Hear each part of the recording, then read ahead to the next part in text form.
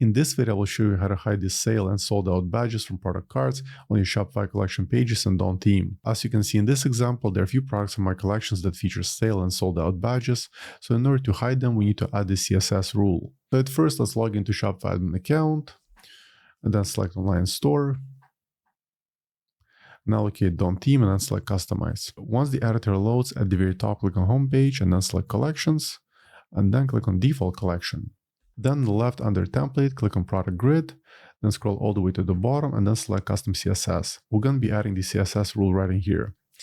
But at first, let me go back to my website and get the class selector for the badges.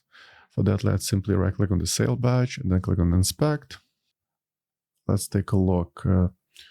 The class selector is card _badge. So let's go back to the editor and add the following CSS rule.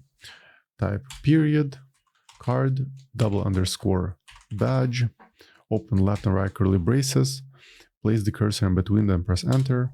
On the next line, type display, :space, none, followed by semicolon. As you can see in the preview, the sale and sold out badges are no longer visible.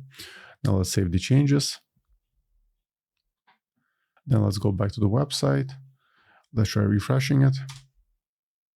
As you can see, the sale and sold out badges are not visible on the collection pages. And lastly, if you have a feature product collection on your homepage, like I do right over here, if you're looking to remove the badges, we can actually reuse the same CSS rule.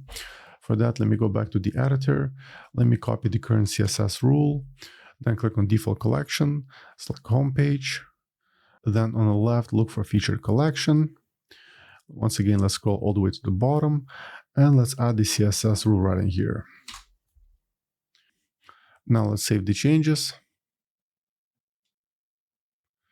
Let's go back to the website. Let's try refreshing the homepage.